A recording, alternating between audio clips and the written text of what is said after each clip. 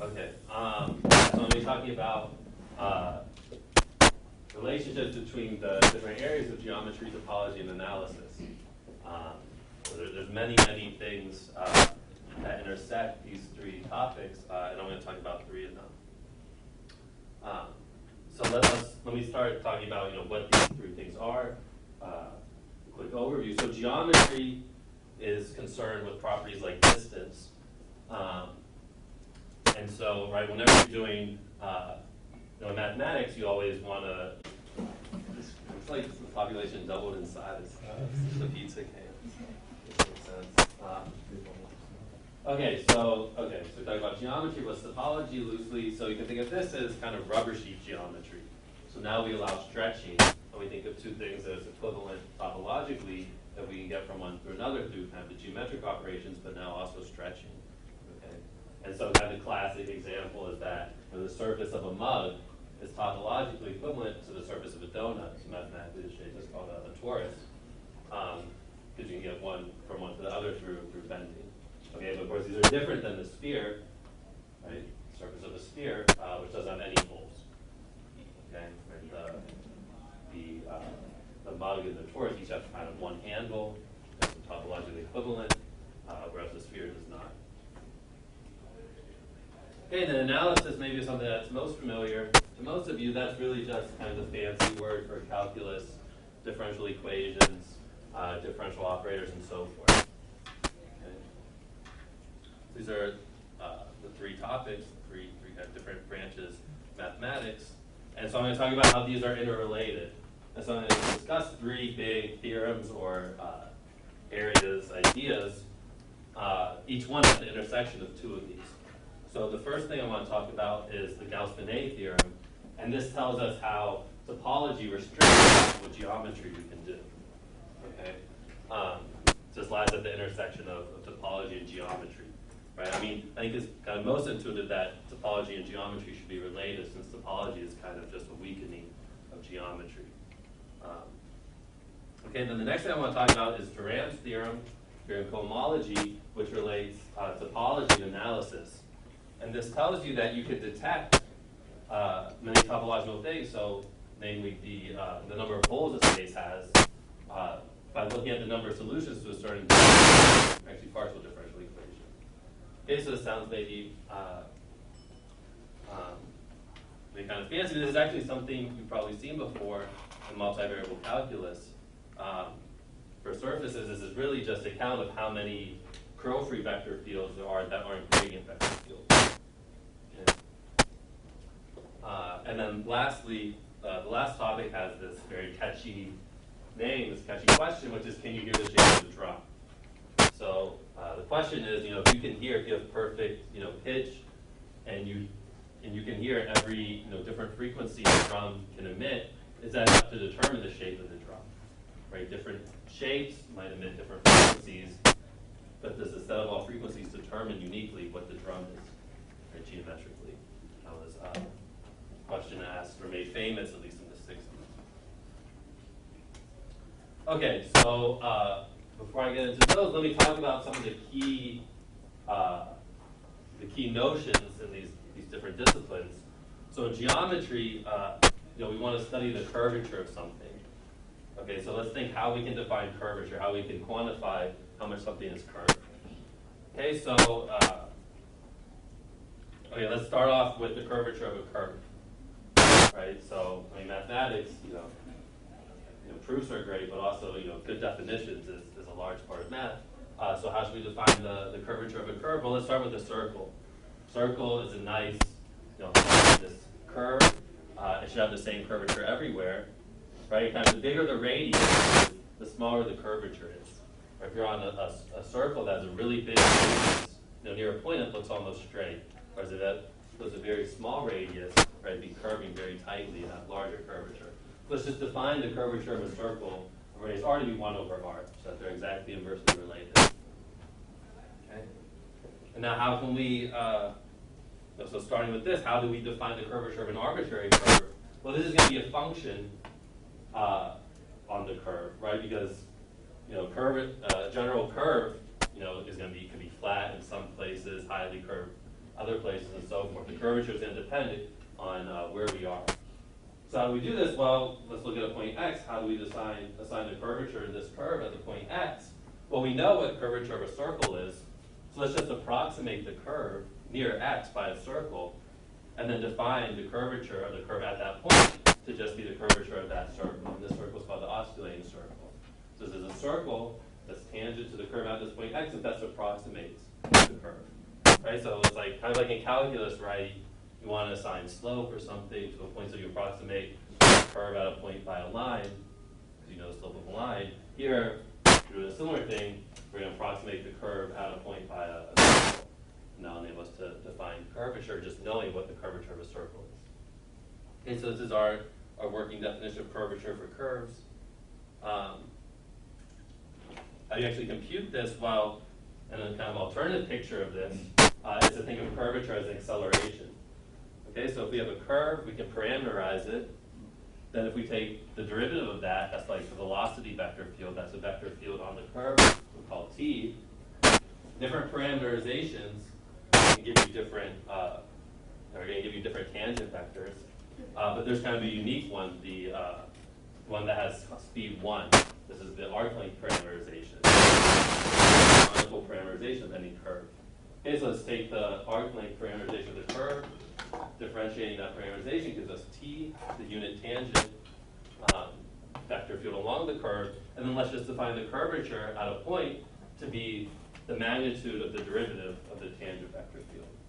So the derivative of the tangent vector field, that's like acceleration, right?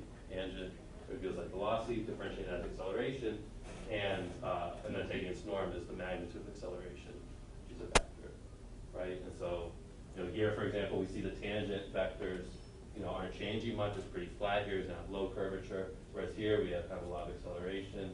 We have more curvature.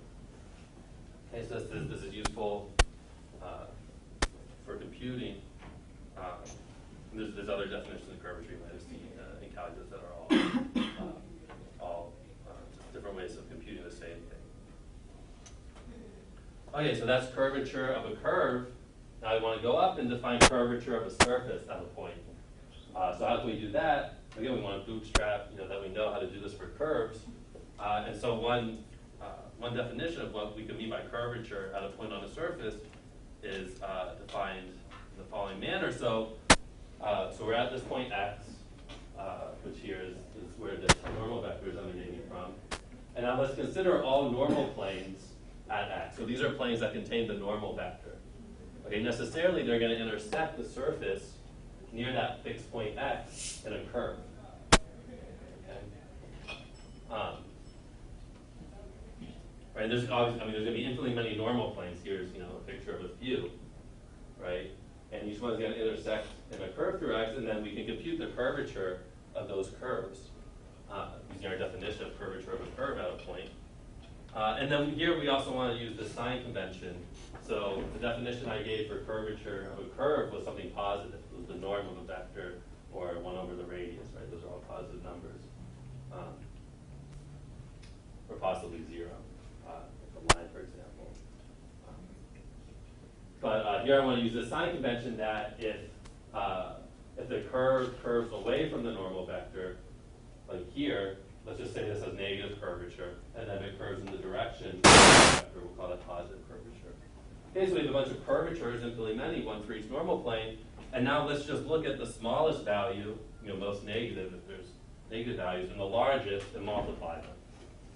Okay, so here it's not, before it's not so clear this is the right notion. It turns out this is the good definition.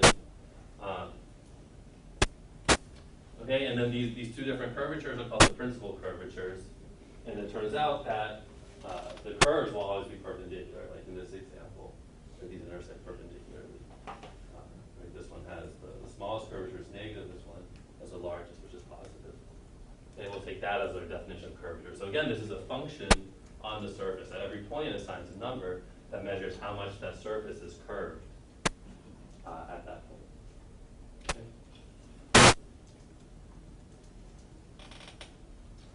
And by the way, feel free to ask any questions in the middle if something's confusing or just curious about something. Yeah. How do you know it'll actually attain the largest and smallest curvature? Yeah, that's a good question. Well,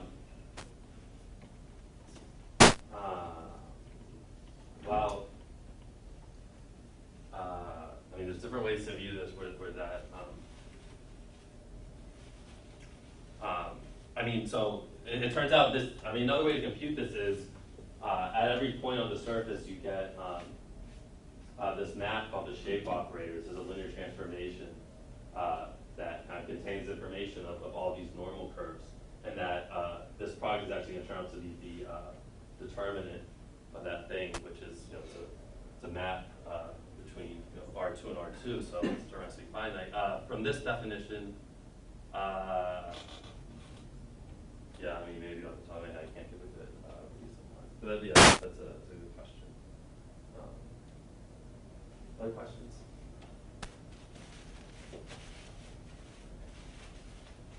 Okay, so let's look at some quick examples. So this one example we saw on the last slide, the saddle surface, this has negative curvature. Again, right here, this curve is negatively curved, positively curved. Naturally, you know, it doesn't matter which way we choose the normal direction because that would just be the sign of each one, and since we're taking the product, it would remain unchanged. Okay, the cylinder actually has curvature 0, which might be a little unintuitive. But the reason for that, right, is so if we look at this point, right, we have this one curve, the circle, that's going to have curvature. Then in the orthogonal direction, we have a straight line, which has 0 curvature. So the product has to be 0. Okay, this is consistent with, you know, we want to say that, you know, a rectangle made from paper is the same thing as a cylinder, right? We can bend one into the other, right, without stretching or anything. And so if the curvature is to be invariant, those better have the same curvature. Okay. And now a sphere is an example where the curvature is positive everywhere. Actually, curvature is constant, which makes sense. We actually compute explicitly because any normal plane is going to intersect the sphere in a great circle. That's a circle on the sphere that has the same radius as the sphere. So here I'm calling the radius of the sphere big R. So each of these curves, these great circles, by definition, they have curvature 1 over R. So the product, 1 over R squared, is the curvature of the sphere. That's constant. Okay. So you see, you know, curvature can be negative, 0 positive, and it can change. Certainly on the saddle surface, the curvature isn't constant. Okay. Whereas in the last two, curvature actually is constant.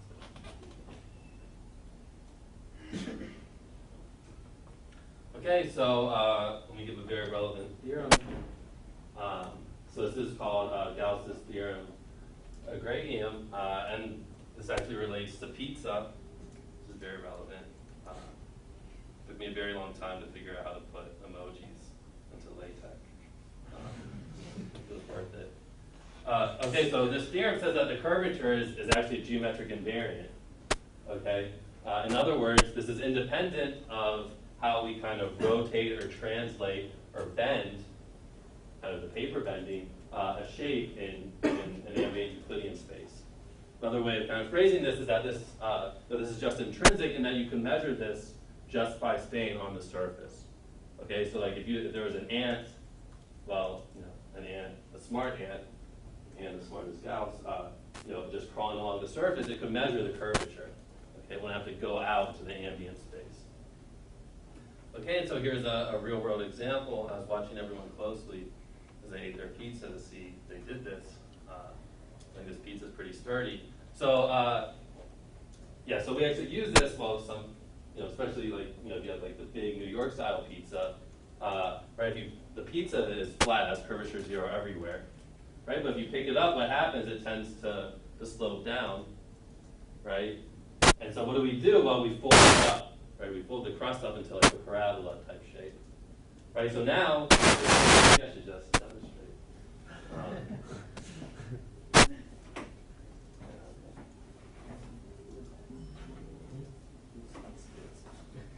Right? Oh, this is perfect. See, like if you just hold it here, you're screwed, right? So we make this parabola type shape here. So at this point, now this curve, right, there's curvature, but the whole Gaussian curvature has to remain 0. Right? I'm not stretching or anything. So that means I need to get a line here. Okay, so that line is curve with zero curvature, that the product has to remain zero. Okay, so that's why this trick works. It's a nice real-world application of deep theorem. Okay, so that was the invariance of geometry. Let's talk about topology. So a key invariant, and mostly we'll be looking at what are called compact surfaces. So these are closed, topologically and bounded. So like these things. Okay. And a key invariant is the genus, which we call denoted by G, and you can think of this as the number of handles it has. So a sphere is genus 0, there's no holes, no handles. A torus is genus 1, and then if we kind of conjoin two tori, we can get a genus 2 surface. Okay. And then it turns out that the genus classifies what are called closed and also orientable surfaces. That there's a consistent notion of outward normal vector for these surfaces. Okay. Of course, also you can get the surface of arbitrary genus, right? We can keep conjoining tori and get a surface with any genus we want, any positive integer or a negative integer. Okay, and then another key invariant that's related to this is called the Euler characteristic. This is chi of sigma, and this is, so I mean, here I can just take this as a definition, that's 2 minus 2g. Okay. Okay, so you might have heard Euler characteristic before, maybe in terms of polyhedra or graphs as vertices minus the number of edges plus the number of faces. Okay, so this seems pretty different how I defined it, just in terms of the genus, but these are actually related, and we can actually use the same formula to compute the Euler characteristic of a surface, and actually more generally any topological space. And so there's many ways to think of this via what are called simplicial complexes, or I'll be working with CW complexes. And a CW complex is a way to build up a surface by starting with very simple pieces, namely points, intervals, and squares. And if you want higher dimensional things, not surfaces, then you can get cubes and hypercubes and so forth. Okay, but when we just talk about surfaces, so we have these three pieces. So again, points we think of as vertices, intervals as edges, and squares as being faces. And so the structure of how you can glue these things together to create a surface gives a CW complex structure on that surface. And then what I call the Euler characteristic, 2 minus 2g, is the same thing as this alternating sum, b minus e plus f, where b is the number of vertices in this CW complex, e is the number of edges, and f is the number of faces. And it's actually really the same Euler characteristic of a graph or polyhedra. So let's see just two quick examples of what these structures look like. So what's the CW complex structure on a sphere? Well, we can start with a point, okay, and then we can take a face. And now, so we take this rectangle, and if we just collapse its boundary by identifying them, then we get a sphere, right? So we map the entire edge of this rectangle to the point that identifies every point on the edge, every other point on the edge, and that's going to cause, that's going to give us a sphere topologically. Okay, we're closing it up. Another way, if you think of like kind of deleting a point here, you can stretch it apart. Okay, so that's a CW complex structure on the sphere. There's other ones. These structures aren't unique, but you get the same Euler characteristic of this invariant. And let's just check. So here we use one vertex. Here we didn't need to use any edges, and here we use one face. So the Euler characteristic is 2. On the other hand, the genus of a sphere is 0. There's no holes, and so 2 is also 2 minus 2g, with g being 0 in this case. Okay, so this is consistent. Let's look at a torus. So a torus can be obtained in the following manner. So first, let's start with one vertex and then 2 edges, 2 intervals. So now we can glue, or we can attach these intervals to this vertex, forming two circles. Right? So I attach this one by putting the two ends both and close up this interval to a circle. And then I do the same thing here. Okay, and then that's going to give us this picture. These two circles that are joined at a single point. Okay? It's called the one skeleton. So once I have that, how do I get the torus? Well, now to this one-dimensional thing, this conjoint of two circles, I can attach a single rectangle using the following diagram.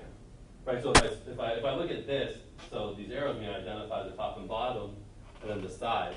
Right. So I fold this up. That's going to give me a cylinder identifying this, and then when I identify these two circles that are left over, I close it up to get a torus. Okay. So this is how I'm going to attach this face to this one-dimensional thing, and that will result in a torus.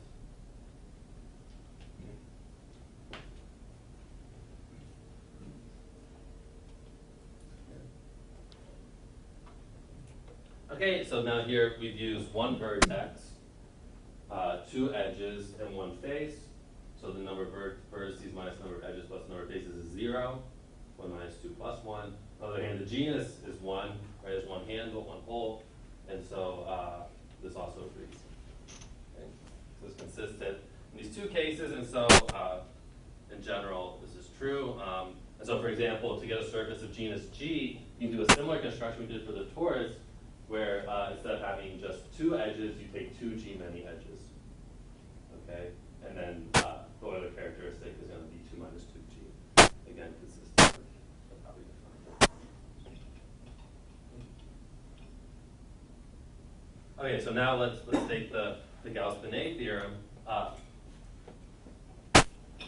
So it says that for any compact, which means closed and bounded surface that doesn't have boundary, the integral of the curvature over the surface, so here this is a surface integral, maybe I should put a double integral, is 2 pi times the Euler characteristic of the surface.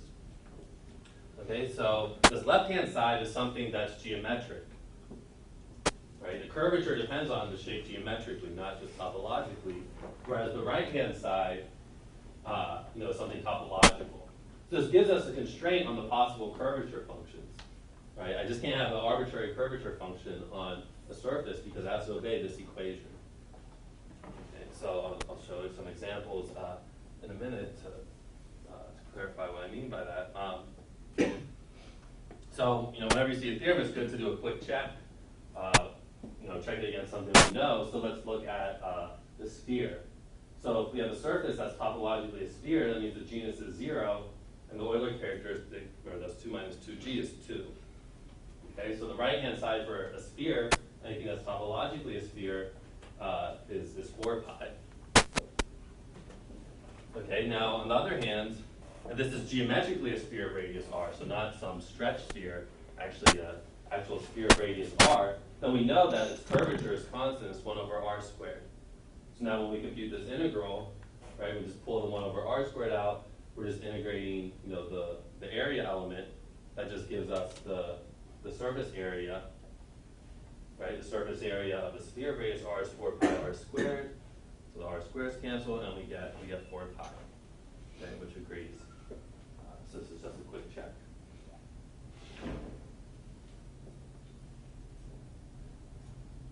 Okay, but for example, if we deform the sphere some weird way, stretching it, pulling it, whatever, we get the same thing topologically, right? Topologically, this is the same thing as the sphere. If we're made out of rubber, we'd be able to, bend this up and bend these things and get a sphere, okay, of arbitrary radius. But geometrically, this is very different than the sphere, right? The curvature is changing. There's some places where the curvature is positive, like in this region, whereas over here we have negative curvature. We have one curve going like this, one curve going like this, negative curvature. In places where there's 0 curvature, for example, here, it's basically a line. So the curvature function on this is pretty wild. Nonetheless, the integral of it has to be 4 pi. Okay, kind of an amazing thing that this happens. As another example, let's look at a topological torus, right? So as you said before, the surface of a donut and the surface of a mug are both topologically the same. They're both chloride, but geometrically they're very different. Right? For example, this shape around the bottom of the mug, we have this fairly large two-dimensional region of zero curvature. Right? Whereas we don't have such a region on the surface of the donut. Right?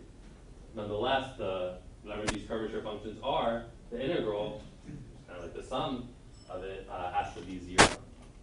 Okay? So no matter how you stretch or bend this torus, any amount of positive, any area that has positive curvature has to be balanced out equally by the amount of negative curvature so that the integral becomes zero. Okay? And pretty big restriction. And it's worth pointing out that there's actually a way to put the torus into R4 so that the curvature is zero. It's called the flat torus. This won't embed into R3. This is actually kind of the most natural geometry on the torus. If you view the torus as a Cartesian product of two circles, and you take kind of the product metric, then you get this thing. But again, there's no way to kind of we allow ourselves to go in any arbitrary dimensional ambient Euclidean space. There's no way to bend the torus so that we get something that has, say, positive curvature everywhere, right? Because then the integral would have to be positive and not zero, right? Or negative curvature everywhere. And everything has to balance out the amount of positive curvature with negative curvature it's the sum to integrate to zero.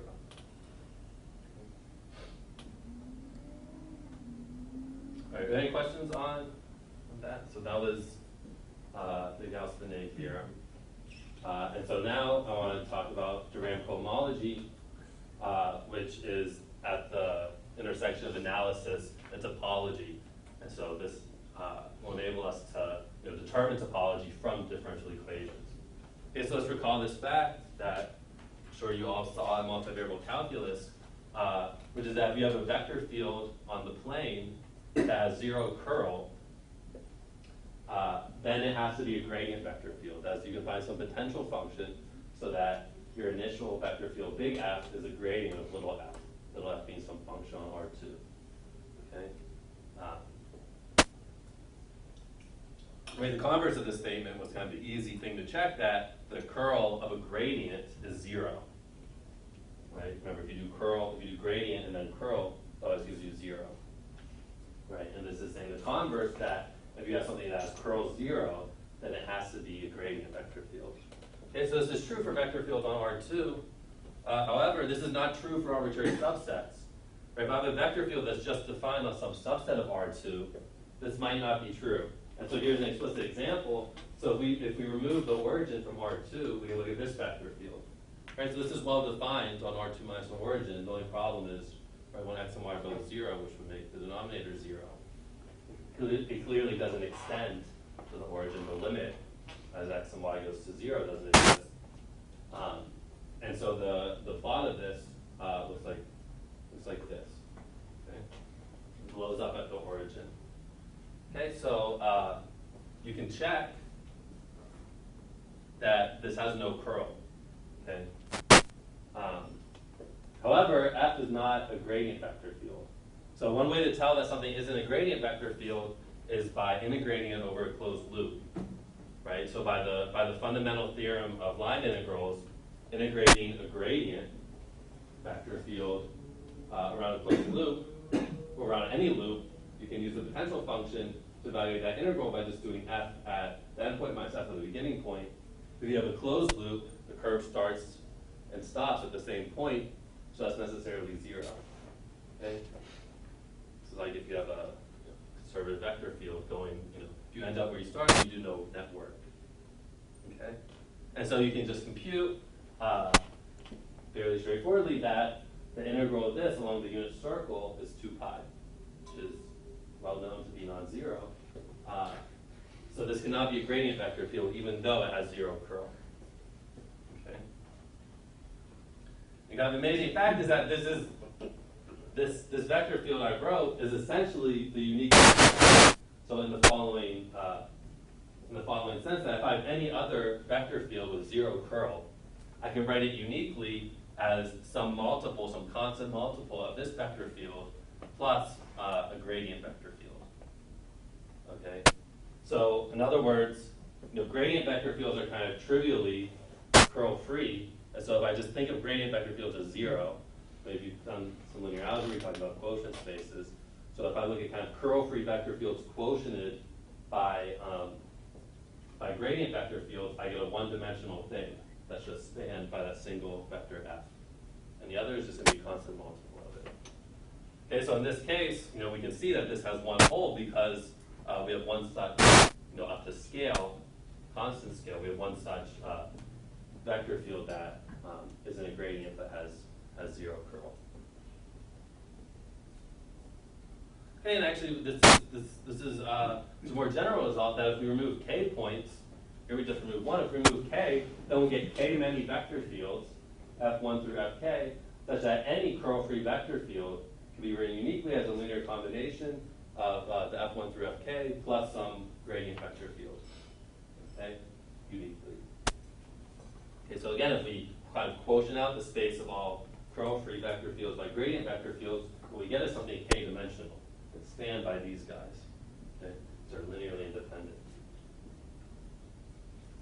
Okay, so here we see that the number of holes is exactly the number of linearly independent vector fields that have 0 curl, but which are not gradients. So here we have analytic information, which was a count of kind of non-trivial solutions to this PDE, namely the curl operator on the vector field being 0. This gives us exactly topological information, the number of holes that region has. Okay, and this actually generalizes a lot further. One small generalization that we could also use for surfaces. So for surfaces, curl also makes sense. For higher dimensional things, not so much, but there's an analog. But for surfaces, this is also true. So for example, here, if we look at these vector fields on the torus, you can check that these have 0 curl. I mean, intuitively, right, what is curl? Curl is kind of a measure of the infinitesimal rotation of the vector field, right? Like if I have something here that's kind of fixed, its center mass is fixed with the vector field rotated, and I see that it wouldn't. However, so even though these vector fields have 0 curl, they're not gradients. Maybe someone see why these can't be gradients? These can't be gradient vector fields.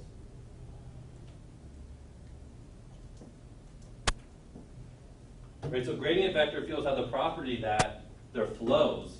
So if I start at a point and then I follow the vector field, if that's a gradient vector field, I can't get back to where I started. Right? Why is that? Well, unless the vector field is 0. These vector fields aren't 0. Why is that? Well, where does the gradient go? So if I'm flowing along the gradient vector field of a function f, the gradient is the direction where f increases the most, right? So I'm going along the gradient, that means f has to be increasing.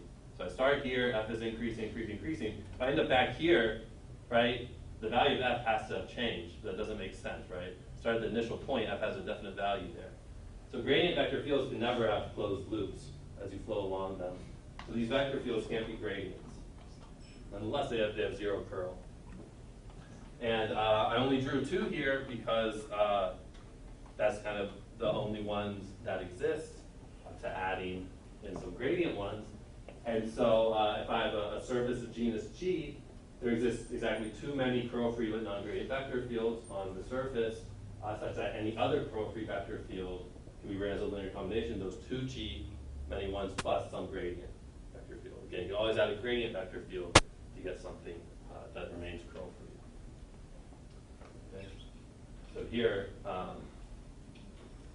again, we get this quotient space of curl-free vector fields on the surface, quotient out by gradient vector fields is of dimension 2G. Okay, so we're recovering the genus of a surface by looking at the number of solutions to a certain differential equation, modulo kind of the trivial solution, which would just be taking gradient vector field for any function. Okay, so actually all this stuff generalizes to arbitrary manifolds. So manifold is a space that locally looks like Rn. This uses a theory of differential forms, and this is called Dorian cohomology. terminology. Want to dive more into this. Questions? Okay, so now the last thing I want to talk about is this question of can one hear the shape of a drum? Okay, and so this is the final intersection of analysis with geometry. The question is, if you had perfect pitch, would it be possible for you to tell the shape of a drum just by hearing all the possible overtones that can come from that drum? Okay, because the frequencies that can be emitted from the drum determine the shape of the drum uniquely. Okay, so mathematically, how do we model this? Well, we think of the drum, as some shape. The membrane of the drum is some shape in R2. Okay. Right. I mean, any shape. Right. We have some region in R2. Okay, obviously, usually drums are going to be just this unit disk or some disk of some radius in R2. Right. But let's look at arbitrarily shaped drums. And now, as you hit it, the amplitude, which so I call this function u, so u of x, y, t, that's the amplitude of this at time t and position x, y in R2. Okay. And so, kind of by physics, this amplitude function satisfies the wave equation, right, which kind of makes sense. Waves satisfy the wave equation, which is this. So two time derivatives of u equals the Laplace operator on u. That's not the Laplace operator. And the Laplace operator should actually have squares here. Right? Laplace operator is second order. Sorry about that typo. Okay, and then furthermore, right, the ends of the drum are fixed, right? Kind of the interior of this is what's vibrating. And so we have this partial differential equation with this boundary condition that for all x, y on the boundary, the amplitude is fixed at 0. Okay? So this is the kind of initial value problem that this amplitude of a drum must satisfy. Again, the overtones, just think of kind of have pure frequency and time. So these are solutions that look like this. Okay, so it's some function which I call big U of the spatial variables times E. And again, this should probably have a I there. Okay. Well, not being fact checked on Twitter. This is streaming like the debates or something. In the locker room, we don't put an I there. There should be an I there. Okay, so if we plug this into here, the wave equation, we see that this function big U has to satisfy these equations. Okay, the Laplacian of u plus omega squared times u is 0, and then the boundary condition just says that right we have to be 0 for points x and y on the boundary. Right here, omega is just a constant, non-zero constant. You also get this from separation of variables, which is a technique you might have seen in solving PDEs. Kind of the only technique where you can really solve PDEs by hand. Okay, so then the drum can emit a frequency omega if there's a non-zero solution to this system for u. Right, a zero solution u would just give us function little u is 0. We're interested in non-zero solutions.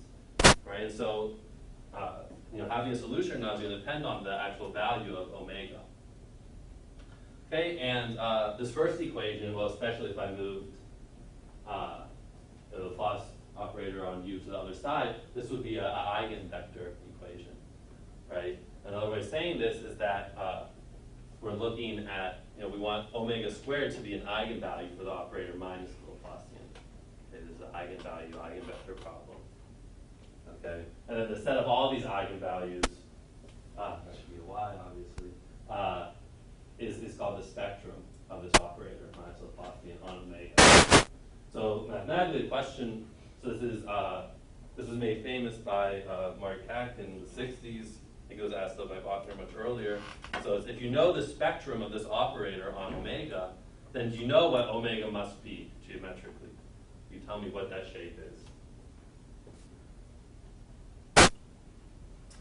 Okay, so I think it'll be useful before talking about that more to look at the simpler problem of hearing the length of a string. So let's look at the one-dimensional analog of this. Sorry.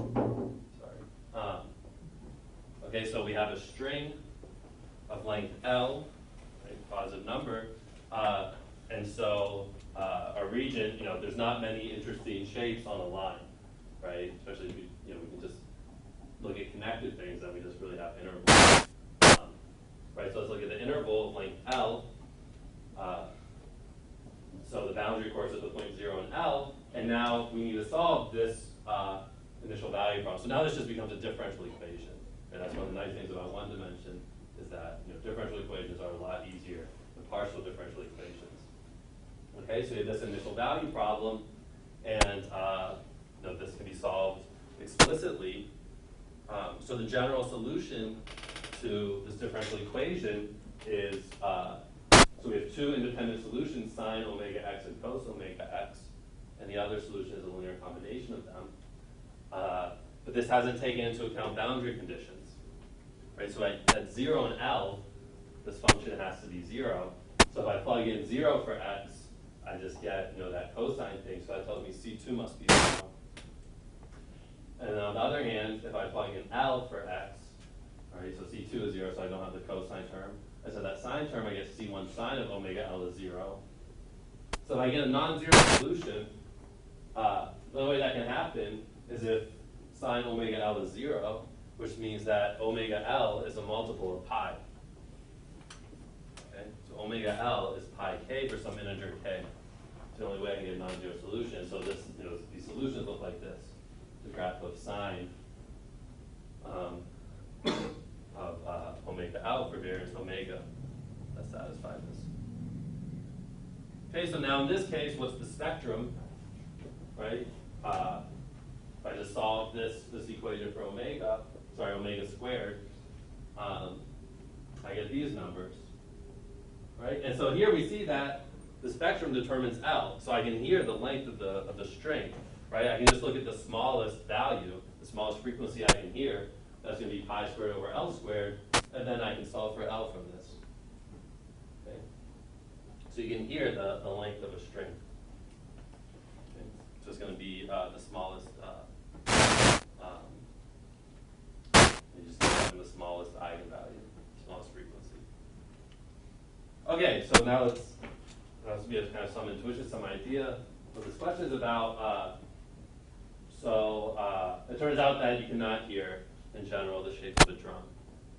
So it took a while to prove.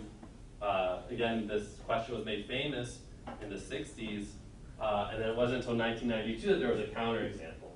So here's two regions in R2 that are the same, that are geometrically different.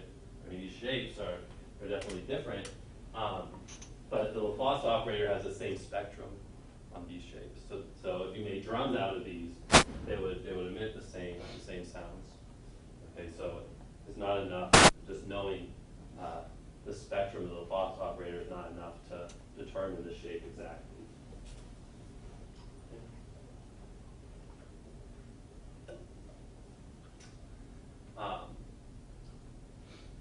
And let me just remark, so this question can be generalized, well, the higher dimensions, and also in the case of what are called Riemannian manifolds, these are kind of the most, or at least compact Riemannian manifolds, these are kind of the most general compact topological spaces where you can do kind of calculus and geometry on. And then you can consider ones without boundary. You still have a notion of Laplace operator, and so you can still ask the same question. When is a Riemannian manifold without boundary that's compact determined by the spectrum of the Laplace operator? And so actually, this was known before, for the simplest side, this was known that it's not possible to kind of hear the shape of a Riemannian manifold in general. And this was actually predated when this question was made famous in a paper of Milner. Milner, kind of the OG of geometry topology. And his example is of two 16-dimensional tori. So topological torus, an n-torus is just kind of n Cartesian products of the circle with itself, just as we call the torus a surface as a circle times itself. You do that 16 times, you get a 16-dimensional tori. so you had topologically two 16-dimensional tori that had the same spectrum, but were different geometrically. So the geometry on them was different, right? We saw the coffee mug and the surface of a donut in two different ways to do geometry on the same topological space. And then there's 16-dimensional versions of these that have the same spectrum, but are different geometrically. Okay, let me just say kind of a positive result, something you can hear. So you can hear the area of a drum. And maybe that's not surprising given our one-dimensional example where you can hear the length. The length is really the only invariant of a shape in one dimension. Whereas in two dimensions, the area isn't going to determine the shape clearly. But the area you can hear. And so all the way back in 1911, Weil proved this asymptotic expression for the eigenvalues of the Laplace operator. So this means that as you go out to infinity, as k gets bigger and bigger, this approximation, the error in this approximation goes to 0. So asymptotically, the growth of the eigenvalues look like 4k pi over a, where a is the area of omega. And so in this case, the area is determined by the spectrum.